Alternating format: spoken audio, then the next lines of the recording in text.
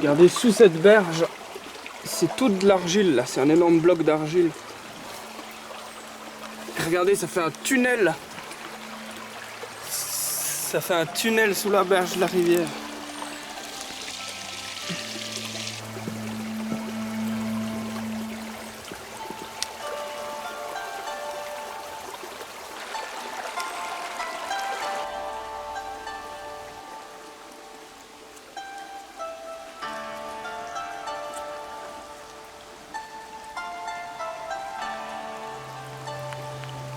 Je fais un petit pot de terre. Et ça me fait penser dans le manuel d'Épictète. À un moment, il y a cette phrase. Il dit, si tu aimes un petit pot de terre, dis-toi, j'aime un petit pot de terre. Et s'il vient à se briser, tu n'en feras pas toute une histoire. Et il en va de même des humains. Quand tu aimes des humains, dis-toi, j'aime un humain. Et si cet humain vient à mourir, tu n'en feras pas toute une histoire. Bon, moi c'est juste la petite phrase du pot de terre qui revient tout le temps dans ma tête et j'aime bien ces petites phrases comme ça, car il suffit de se dire j'aime un petit pot de terre. Et en réalité ça veut dire plein de choses philosophiquement, ça veut dire qu'il... je vais pas expliquer. Il faut savoir ce que l'on aime et l'aimer vraiment pour ce qu'il est. Un petit pot de terre. Et s'il tombe, il va se briser mon petit pot de terre.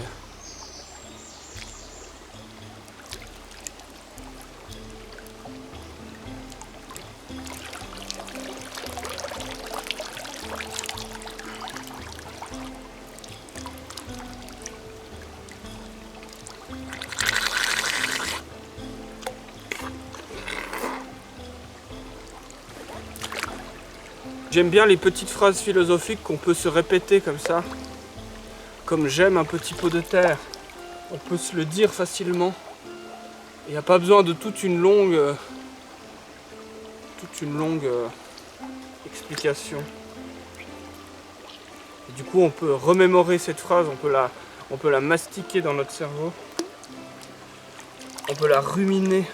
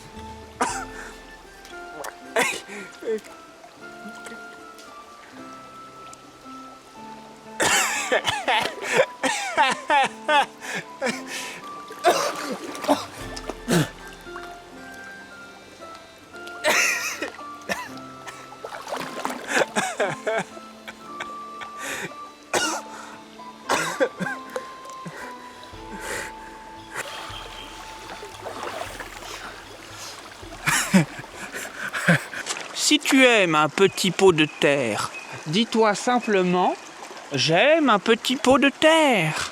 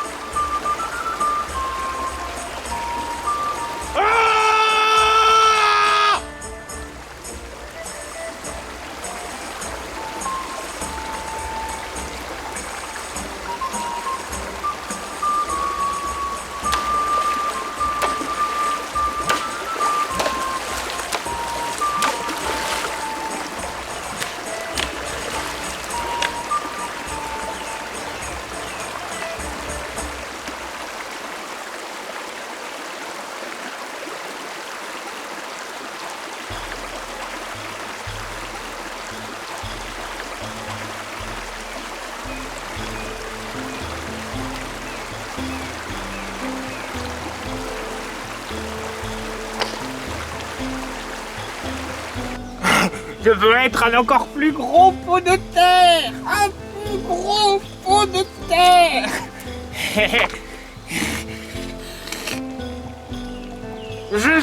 déjà un pot de terre. Je suis un pot de terre. Et toi, de quelle argile es-tu fait? Petit pot de terre.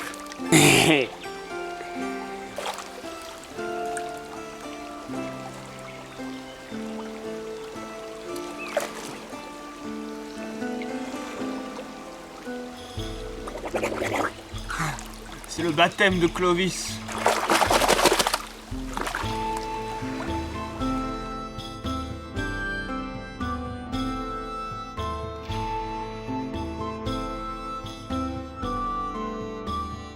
Sur ce sujet des contradictions internes, je pense qu'on peut voir notre esprit comme une rivière qui a parfois des courants qui rentrent l'un dans l'autre et des courants qui sont opposés, qui viennent d'ailleurs et qui se mélangent et qui font un tourbillon comme cela.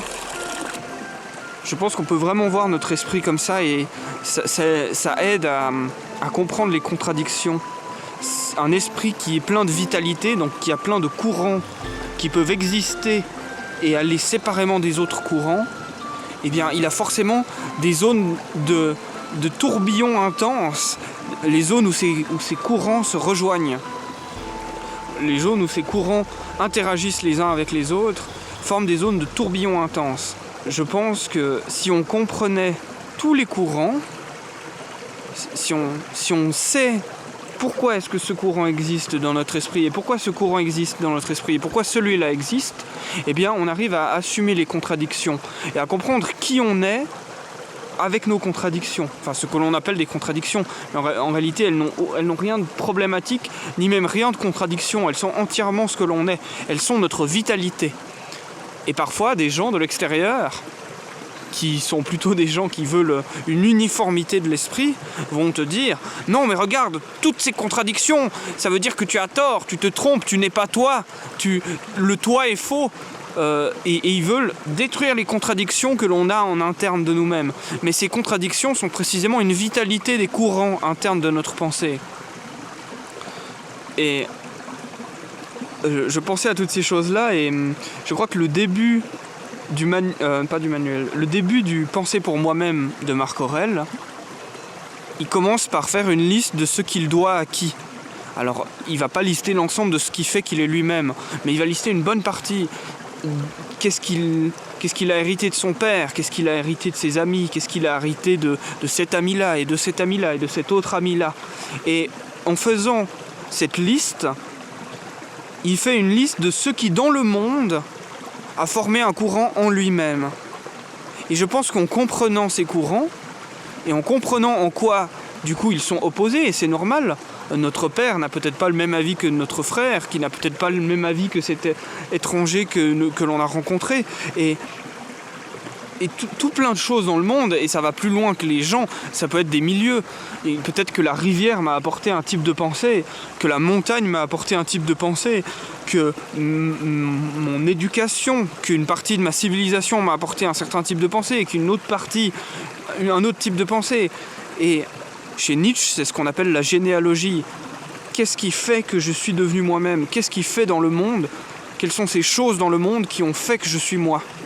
Si on comprend la diversité de ces choses dans le monde qui ont fait qu'on est nous-mêmes, qui ont contribué à nous faire, on comprend ce que ceux qui veulent l'uniformisation de la pensée appellent des contradictions. Ce ne sont pas des contradictions, ce sont la diversité des influences, la diversité des courants internes à notre esprit. Et vouloir détruire cette diversité de la pensée en voulant uniformiser les pensées, c'est une volonté d'idéal. C'est comme... Souvent je suis confronté à cette idée, face à mes contradictions, je me dis, oui mais alors qu'est-ce que c'est de dire le vrai quand l'une et l'autre semblent soutenues par mes connaissances, quand une chose et l'autre est soutenue, comment dire le vrai? Eh bien cette volonté du vrai, qui serait un vrai transcendant, qui dépasserait tous les courants, qui dépasserait tout, eh bien cette volonté, c'est la volonté d'un uniforme. C'est la volonté d'un vrai qui serait le vrai pour le monde entier. Eh bien, je pense que si on arrive à comprendre la multiplicité des courants qui font qu'on est nous-mêmes, eh bien, on comprend que ce vrai est une volonté de la mort de nous-mêmes. ce vrai qui serait le vrai d'un coup uniforme, le vrai, la chose à dire, eh bien on comprend que ce vrai, c'est une volonté de tuer qui l'on est. Je suis la somme de plein de courants. Et je suis peut-être même provocateur de plein de courants internes à moi-même qui se contredisent. Et ça explique cette chose qui me fait un peu mal avec mes vidéos. Et à chaque fois que je refais un montage, je me dis, oui, mais est-ce que je suis pas en train de me contredire? Parce que je me dis, oui, mais les gens qui me regardent, ils ont envie du vrai. Ils veulent que je leur dise le vrai. Sauf que ce vrai-là, qui serait le vrai universel, c'est une mort, c'est une uniformisation de tout ce qui fait que je suis moi. Le vrai moi est contradictoire. Enfin, c'est même pas le vrai moi, il y a cette chose et on retombe sur ce problème du double sens du vrai que j'ai déjà abordé. Il y a un vrai qui est.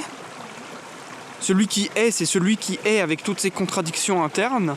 Et il y a le vrai souhaité, ce vrai abstrait, qui serait la vérité, qui lui n'est que abstrait. Il n'a jamais existé. Et voilà. Et voilà. Et donc il y a ce vrai qui est, qui se contente d'être dans l'être. Et voilà. J'espère que c'est pas trop redondant.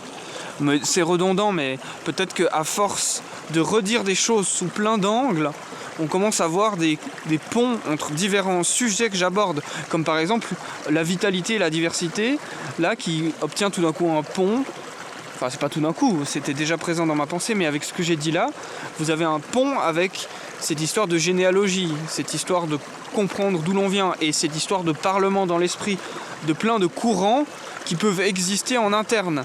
Et vous avez aussi, avec ce que je viens de dire, le pont avec toutes ces histoires de faut-il dire le monde ou faut-il vivre le monde, l'opposition entre le dire et le vivre.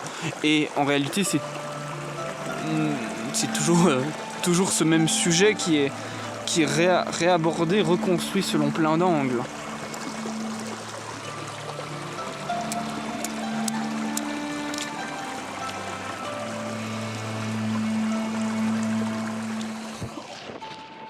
La surface de la rivière a des courbures comme ça et ça fait un effet de lentille sur les rayons du soleil qui arrivent. Ils arrivent tous dans le même sens et d'un coup ils sont tous courbés et du coup ça fait des petites taches noires au fond de la rivière. On dirait presque des bulles d'une matière noire, mais c'est vraiment l'ombre. C'est l'ombre de la surface de la rivière, mais c'est même pas l'ombre. Enfin oui, c'est l'ombre, mais c'est l'ombre formée par les effets de lentilles qui chassent la lumière de certaines zones et qui la concentrent à d'autres zones. Et on peut observer des petites boules noires qui se déplacent, mais aussi un espèce d'effet de tigrage, comme ça, de fourrure de tigre, comme s'il y avait une fourrure de tigre qui brûlait un peu.